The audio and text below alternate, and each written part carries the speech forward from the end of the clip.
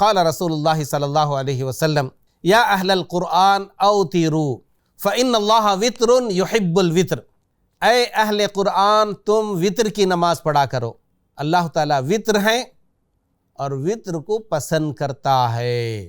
یا اہل القرآن، اے اہل قرآن، یہاں پہ اہل قرآن سے مراد وہ لوگ ہیں جن کو قرآن مجید کا علم ہے، جو قرآن مجید کے حافظ ہیں، قرآن مجید کو بہتر طریقے سے پڑھنا جانتے ہیں، بہت ہی خوش الحانی سے قرآن مجید پڑھنا ان کو آتا ہے، تو یہ لوگ مراد ہیں۔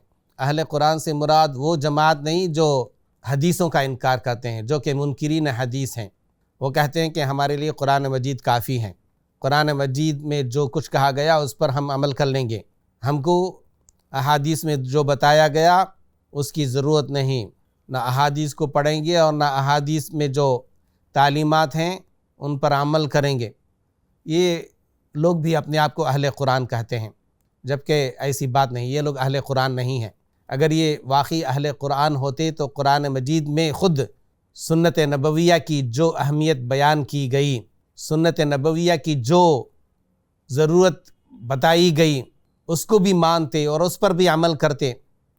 قرآن مجید میں اللہ تعالیٰ نے اپنی اطاعت کرنے کا بھی حکم دیا ہے، رسول صلی اللہ علیہ وسلم کی اطاعت کرنے کا بھی حکم دیا ہے، اطیعوا اللہ و اطیعوا الرسول، اور اللہ تعالیٰ نے فرمایا من یطع الرسول فقد اطاع اللہ، جس نے رسول کی اطاعت کی اس نے اللہ تعالیٰ کی اطاعت کی۔ بلکہ کوئی بھی رسول اس لیے بھیجا جاتا کہ اللہ تعالیٰ کے حکم سے اس کی بھی اطاعت کی جائے، وما ارسلنا من رسول الا لیطاع باذن اللہ۔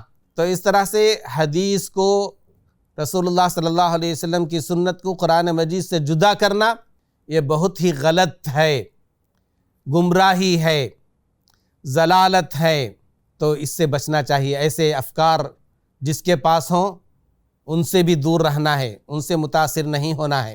اللہ تعالیٰ نے رسول اللہ صلی اللہ علیہ وسلم کو قرآن مجید عطا کیا تو قرآن مجید جیسی ایک اور چیز بھی عطا کی۔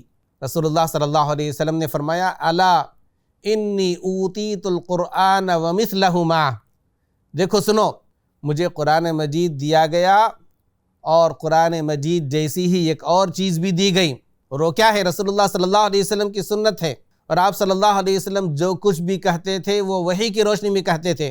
وما ينطق عن الهوى ان هو الا وحی یوحى۔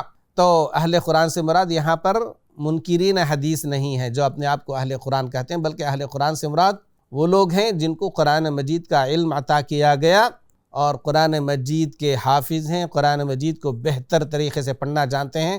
ان کو نصیحت کی جا رہی ہے کہ چونکہ وہ قرآن مجید کے حافظ ہیں اس لیے وہ رات کو اٹھیں اور اٹھ کر کے تہجد کی نماز میں قرآن مجید کا زیادہ سے زیادہ حصہ پڑھیں، تلاوت کریں۔ مرسی ٹی وی کے مزید ویڈیوز کے لیے ہمارے چینل کو سبسکرائب کریں اور بیل آئیکن کو کلک کرنا نہ بھولیں۔ جزاک اللہ خیر۔